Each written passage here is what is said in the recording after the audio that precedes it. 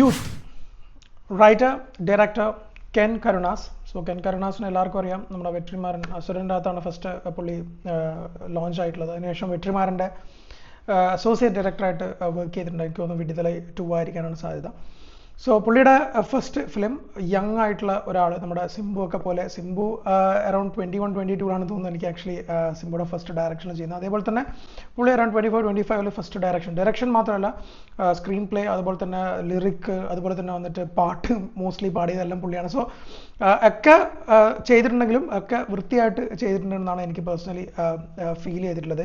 So നെപ്പോ ആണ് നമുക്കറിയാം, കരുണാസിൻ്റെ മോനാണ്. ഗ്രേസ് എന്ന് പറയുന്ന സിംഗറുടെ മോനാണ്. സോ ബട്ട് സ്റ്റിൽ പുള്ളി അതിൻ്റേതായിട്ടുള്ള രീതിയിൽ വന്നിട്ടുള്ള ഒരാളാണ്. ലൈക്ക് ഈവൻ ദോ ധനുഷാണ് പുള്ളിനെ കണ്ടുപിടിച്ചെങ്കിലും കൂടി പുള്ളി പ്രോപ്പറായിട്ട് അസിസ്റ്റ് ചെയ്ത് മനസ്സിലാക്കി ചെയ്തുകൊണ്ട് തന്നെ ഒരു ഫസ്റ്റ് ഫിലിം എന്ന് പറയുമ്പോൾ സമയത്ത് എന്ത് തന്നെ നമ്മൾ ആംബിഷനായിട്ട് ചെയ്തതിന് കാര്യമില്ല, പക്ഷേങ്കിൽ കൊമേഴ്ഷ്യലായിട്ട് തന്നെ വേണം ചെയ്യാൻ. അപ്പോഴാണ് അത് കൂടുതൽ ആൾക്കാരിലേക്ക് റീച്ച് ചെയ്യുക. സോ അത്തരത്തിലുള്ള ഒരു കൊമേഴ്ഷ്യൽ പരിപാടിയായിട്ടാണ് ആക്ച്വലി കെൻ തൻ്റെ ഫസ്റ്റ് സിനിമ വന്നിട്ടുള്ളത്.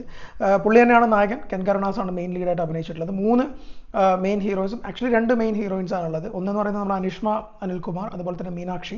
രണ്ടുപേരും മലയാളത്തിൽ നിന്നുള്ള ആൾക്കാരാണ്. At the same time Suraj Venjaramoodu character ചെയ്യുന്നുണ്ട്. അതുപോലെ തന്നെ ദേവദർശിനി ഒരു ക്യാരക്ടർ ചെയ്യുന്നുണ്ട്, അച്ഛനും അമ്മയുടെ ക്യാരക്ടർ. സോ സുരാജിൻ്റെ ഫസ്റ്റ് ഡയലോഗ് കേൾക്കുന്ന സമയത്ത് അയ്യോ എന്തിനായിരുന്നു എന്ന് ചോദിച്ചപ്പോൾ നെക്സ്റ്റ് ടൈം തന്നെ നെക്സ്റ്റ് ഡയലോഗ് തന്നെ പുള്ളി വരുന്നുണ്ട്. പുള്ളിയുടെ പേര് ഉണ്ണികൃഷ്ണനാണെന്ന്, പുള്ളി ഒരു ഹാഫ് മലയാളിയാണെന്ന്. സോ അതുകൊണ്ട് തന്നെ സുരാജിൻ്റെ ഒരു സ്ലാങ് പ്രോബ്ലംസ് ഇതിനകത്ത് നമുക്കത് പ്രശ്നമായിട്ട് തോന്നുന്നില്ല. അറ്റ് ദ സെയിം ടൈം പുള്ളിയുടെ ഫസ്റ്റ് ഫിലിമിൽ അത് ഭയങ്കര പ്രശ്നമായിട്ട് എനിക്ക് തോന്നില്ല. നമ്മുടെ വീരാധീര സൂര്യൻ്റെ അകത്ത് വന്നിട്ട് അതൊരു വലിയൊരു പ്രോബ്ലമായിരുന്നു.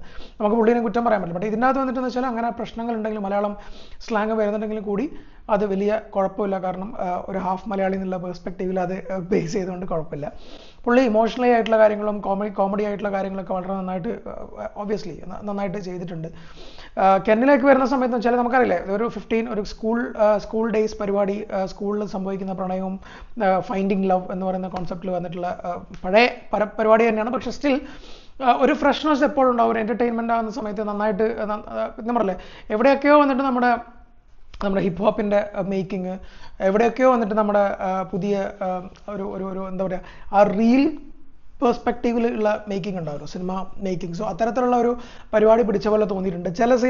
ചില സീനുകളൊക്കെ വന്നിട്ട് റൈറ്റിങ്ങിൽ വീക്കാണെങ്കിലും അത് മേക്കിങ്ങിൽ വീക്കാണെങ്കിൽ അത് റൈറ്റിങ്ങിലും ബെറ്റർ ആക്കി എടുക്കാൻ വേണ്ടി ആക്ച്വലി കെന്നിന് പറ്റിയിട്ടുണ്ട്. അതുകൊണ്ടാണ് പല സ്ഥലത്തും ഈ സിനിമ വന്നിട്ട് ഈ 2 ആസ്പെക്ട് ഭയങ്കരമായിട്ട് ഇതിനെ സേവ് ചെയ്യുന്ന പോലെ ഫീൽ ചെയ്തിട്ടുണ്ടായിരുന്നു. ലാസ്റ്റോട്ട് വരുന്ന സമയത്തേക്കും മീസേ മുറുക്കും, അതുപോലെ തന്നെ വന്നിട്ട് നമ്മുടെ ഡോണും അതൊക്കെ ഉള്ള പോലെ തന്നെ ഒരു ഭയങ്കര ഇമോഷണൽ നോട്ടോട് കൂടിയിട്ട് സിനിമ വരികയാണ് ചെയ്യുന്നത്. അതായത് ഒരു പെപ്പി ഒരു യൂത്തിൻ്റെ ഒരു അഡ്രിനാലിൻ പരിപാടി അതിൻ്റെ അകത്തുണ്ട്. അതുപോലെ തന്നെ കെന്നിൻ്റെ പെർസ്പെക്റ്റീവിൽ കെന്നിൻ്റെ ചില ജെസ്റ്റേഴ്സും കാര്യങ്ങളൊക്കെ വളരെ നന്നായിട്ട് ചെയ്തിട്ടുണ്ട് പുള്ളി. പക്ഷെ അത് കണ്ടിന്യൂസ്ലി ചെയ്യുന്ന സമയത്ത് എന്താണെന്ന് എനിക്കറിയില്ല. ഇപ്പോൾ പ്രവീൺ രംഗനാഥനും അത് തന്നെയാണ് ചെയ്യുന്നത്. ബട്ട് സ്റ്റിൽ അത് കെൻ എങ്ങനെയായിരിക്കും. പക്ഷേ കെൻ ഒരു കംപ്ലീറ്റ് പാക്കേജ് ആണെന്ന് എനിക്ക് പേഴ്സണലി ഫീൽ ചെയ്തു. കാരണം ഡാൻസ് ആയിക്കഴിഞ്ഞാലും, കോമഡി ആയിക്കഴിഞ്ഞാലും, ഇമോഷണൽ ആയിക്കഴിഞ്ഞാലും, പുള്ളിയുടെ ലിറിക്കലായി കഴിഞ്ഞാലും, പുള്ളി പാടിയതായി കഴിഞ്ഞാലും, ഡയറക്ഷൻ ആയി കഴിഞ്ഞാലും, ഒരു കംപ്ലീറ്റ് പാക്കേജ് എന്നുള്ള പെർസ്പെക്റ്റീവിൽ കെൻ ഒരു ബ്രില്യൻ്റ് ആയിട്ടുള്ള ഒരു ആർട്ടിസ്റ്റ് ആണെന്ന് എനിക്ക് പേഴ്സണലി ഫീൽ ചെയ്തു. അത് ഈവൻ എനിക്ക് വന്നിട്ട് നമ്മുടെ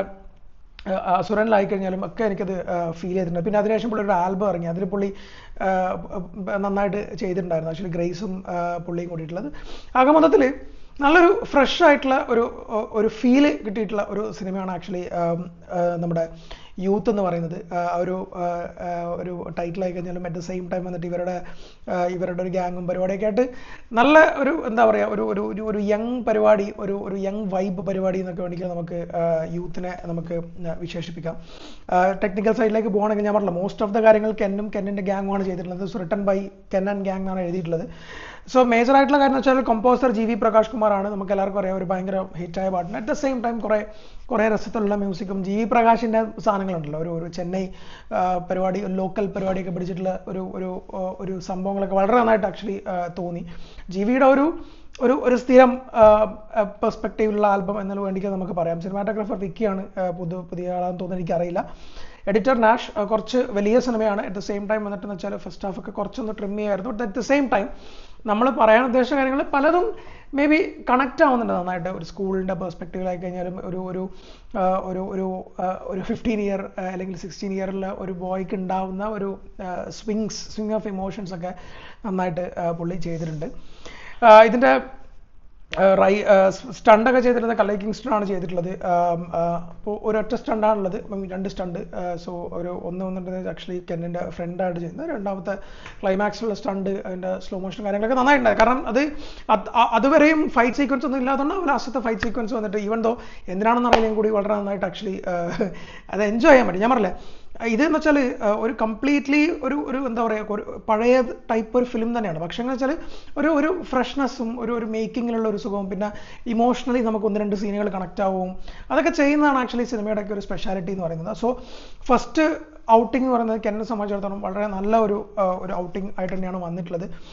തമിഴ്നാട്ടിലേക്ക് എനിക്ക് 50 crores കളക്ട് ആയി, അതാണല്ലോ ഇമ്പോർട്ടൻറ്റ്. സോ ഞാനതാ പറഞ്ഞത്, നമ്മൾ ഭയങ്കരം എന്താ പറയുക, നമ്മുടെ ഫിലിമിനോടുള്ള ഒരു ഫിലിമിനോടുള്ള ഒരു ഇഷ്ടം കാണിക്കാനോ അല്ലെങ്കിൽ ഭയങ്കര ഔട്ട് ഓഫ് ദ ബോക്സ് ആയിട്ട് ചെയ്യുന്നതിനെക്കാട്ടും ബെറ്റർ നമുക്കൊന്ന് ലോഞ്ച് ചെയ്യാൻ വേണ്ടിയിട്ട് എപ്പോഴും സേഫർ സൈഡ് വന്നിട്ടെന്ന് വെച്ചാൽ ഒരു വലിയ ഓഡിയൻസ് കാണാൻ പറ്റുന്ന രീതിയിലുള്ള സിനിമ എടുക്കുന്നതായിരിക്കും എപ്പോഴും ബെറ്റർ. അതിനുശേഷം നമുക്ക് വന്നിട്ട് എക്സ്പ്ലോർ ചെയ്യാൻ വേണ്ടി പോവാം. ബട്ട് അത്തരത്തിൽ നോക്കുവാണെങ്കിൽ കെന്നിൻ്റെ യൂത്ത് എന്ന് പറയുന്നത് വൺ ടൈം കാണാൻ പറ്റുന്ന രസമുള്ള ഒരു സിനിമയാണ്. മൊത്തത്തിലൊരു അടിച്ചുപൊളി വൈബ് സെറ്റപ്പിൽ കാണാൻ പറ്റുന്ന ഒരു സിനിമയാണ്. എനിക്ക് ഈ തമിഴ്നാട്ടിലെ ഫൈൻസിൽ one of the best find ആയിട്ടാണ് എപ്പോഴും തോന്നിയിട്ടുള്ളത് കെന്നിൻ്റെ. ധനുഷിൻ്റെ കണ്ടുപിടുത്തങ്ങളൊന്നും തന്നെ പാഴായിപ്പോയ ചരിത്രമില്ല. സോ അതുകൊണ്ട് കെന്നിൻ്റെ അടുത്ത ഫിലിംസും അതുപോലെ തന്നെ കെന്നിൻ്റെ മുമ്പോട്ടുള്ള ജേണിയും എങ്ങനെയാണ് നമുക്ക് കാണേണ്ടതുണ്ട്. So do watch youth new theatres.